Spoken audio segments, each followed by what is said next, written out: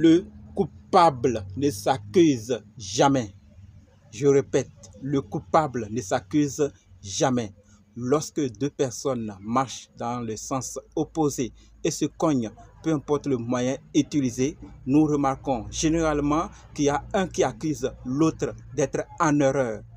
Alors que l'autre qui accuse, lui aussi, s'il était vigilant ou il était concentré, il pouvait éviter l'autre. Et il ne fait qu'accuser l'autre d'avoir causé, d'être le coupable de cet accident ou de cette rencontre. Ce n'est pas tout.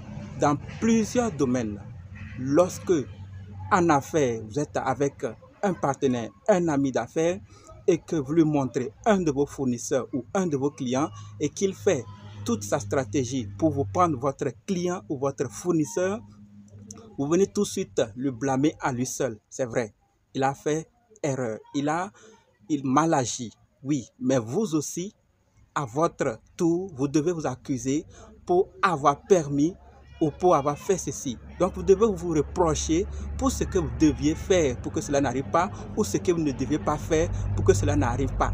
Voilà des choses qu'il faut se demander. Parce qu'on accuse tout le monde, sauf nous-mêmes, alors que nous aussi, nous avons une part de responsabilité.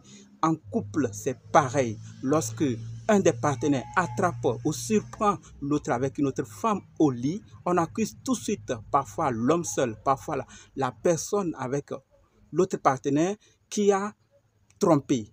Et ça, certains accusent seulement ces deux personnes, soit l'un ou l'autre, mais on ne s'accuse pas soi-même. Disons que c'est la femme qui a attrapé son mari avec l'autre. Elle accuse l'homme, soit l'autre fille ou l'autre femme. Elle ne s'accuse pas elle-même pour sa part. Soit c'est l'homme qui accuse uniquement la femme et n'accuse pas l'autre homme. Bref, on accuse tout le monde, sauf soi-même. On ne prend pas aussi ses responsabilités. Qu'est-ce qu'on n'aurait pas dû faire ou qu'est-ce qu'on devait faire pour éviter tout cela? Et il y a aussi d'autres exemples qu'on peut prendre.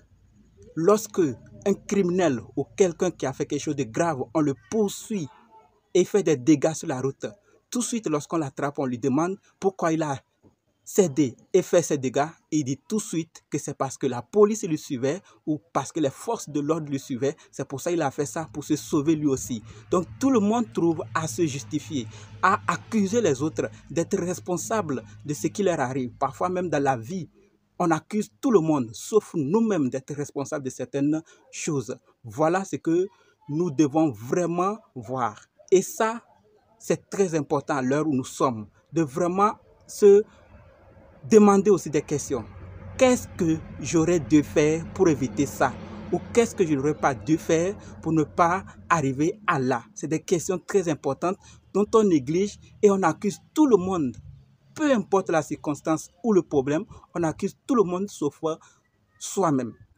Alors que parfois, nous avons une part de responsabilité. Vous savez l'avantage, quand on s'accuse aussi, quand on prend ses responsabilités, ça nous permet très vite de libérer la personne, de pardonner la personne. D'abord, de se pardonner à soi-même parce qu'on accepte faire ses erreurs et on s'engage à ne plus les reprendre et aussi on pardonne. Et la deuxième raison, on pardonne la personne qui a fait ce forfait.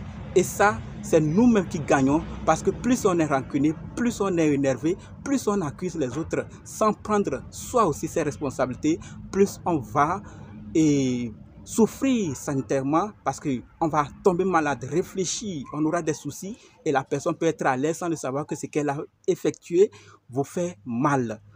Prenons nos responsabilités, assumons-les et disons prochainement, je ne vais plus commettre la même erreur. Je te pardonne, va en paix et moi aussi je fais mes activités. Voilà ce que je voulais partager. Le coupable ne s'accuse jamais. Posons-nous des questions de notre part. Qu'est-ce qu'on aurait dû faire ou qu'est-ce qu'on n'aurait pas dû faire pour en arriver à là? Il y a plusieurs exemples, mais je m'arrête là. Et merci d'avoir suivi. Je vous attends en commentaire pour vos avis. Merci.